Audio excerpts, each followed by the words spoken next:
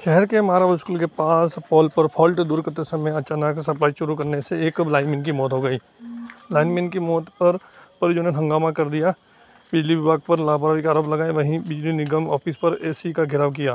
साथ ही दोषी कार्मिकों के खिलाफ कार्रवाई नहीं होने पर 33 kV से शहर की बिजली आपूर्ति बंद कर दी गई। सुरपुर गांव निवासी विनायक पुत्र नरेंद्र पाटीदार अपने पिता की मौत के बाद अनुकंपा नियुक्ति पर लाइनमैन पर लगा हुआ था।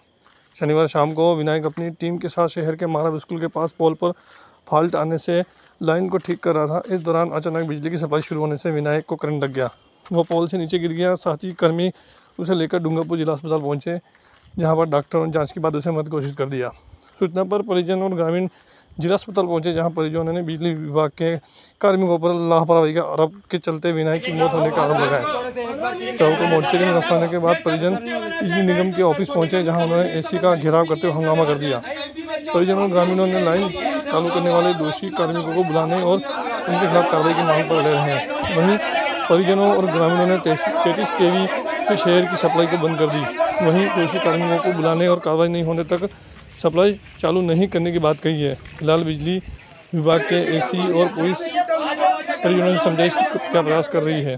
सर, किस प्रकार की घटना हुई है? सर, ये मारवल स्कूल के पास कहीं वृक्ष कटिंग चल रही थी और ऊपर काम कर रहा था ये, और सीधा काम कर रहा था और शटडाउन था और सीधी लाइट आ गई और वहाँ से सीधा नीचे गिर पड़ा ये। उसके बाद यहाँ आकर डॉक्टरों ने मृत घोषित कर दिया इसको। अब हमारी तो डिमांड इतनी है कि जब एक आदमी चला जाता है तो उसका परिवार का भरण पोषण कौन करने वाला, और क्या छोटे छोटे इसके 2 बच्चे हैं, और हम ये चाहते हैं कि उसके बारे में प्रशासन हमसे आके बात करे और उसके बाद ही हम पोस्टमार्टम करवाएंगे और उसके बाद ही हम इस बॉडी को उठाएंगे। उसके पहले हम कतई भी हम नहीं उठाएंगे, क्योंकि इसकी व्यवस्था हमें करना बहुत ज़रूरी है।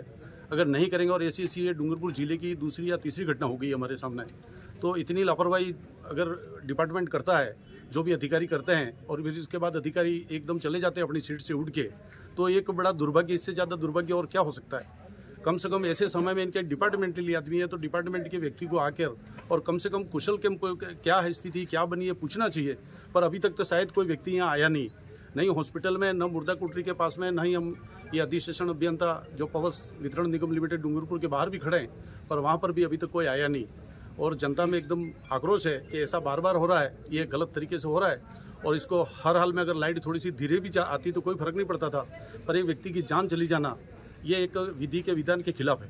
बस मैं इतना ही कहता हूँ, और हम किसी भी तरह से प्रशासन और ये सब मिलकर और परिवार को कुछ न कुछ बात करके और उसका सुलह करें, ऐसी मेरी अपनी प्रार्थना है। आज डूंगरपुर शहर में ड्यूटी के दौरान हमारा तकनीकी कर्मचारी विनायक दुर्घटनाग्रस्त हो गया। ये अपने रतनपुर जीएसएस से निकलने वाले फीडर पे सुबह से ही काम कर रहा था। उस सेक्शन को लाइन का सुबह हटाया था उन्होंने आगे लाइन में मेंटेनेंस और कुछ कामकाज करने के लिए। तो दोपहर बाद में वापस उसी सेक्शन को लाइन को जोड़ रहा था, उस टाइम वो हादसे का शिकार हो गया। इस हादसे में वो कर्मचारी ड्यूटी पे था और उसकी प्रथम दृष्टया कोई लापरवाही सामने नहीं आ रही है, इसलिए इस मामले की तुरंत ही मैंने 2 एक्शन है हमारे, उनसे जांच करवा के 24 घंटे में, और जो भी कोई दोषी कर्मचारी अधिकारी होगा उसके खिलाफ कार्रवाई। सर, मीडिया के सामने एक स्टेटमेंट दिया आपके जैन साहब ने कि उनकी लापरवाही की वजह से उसकी डेथ हुई। किसी भी तरह कोई स्टेटमेंट दिया होगा तो उसकी भी बात करेंगे, उसकी भी जांच करवा लेंगे। कोई स्टेटमेंट गलत दिया तो वो भी गलत है।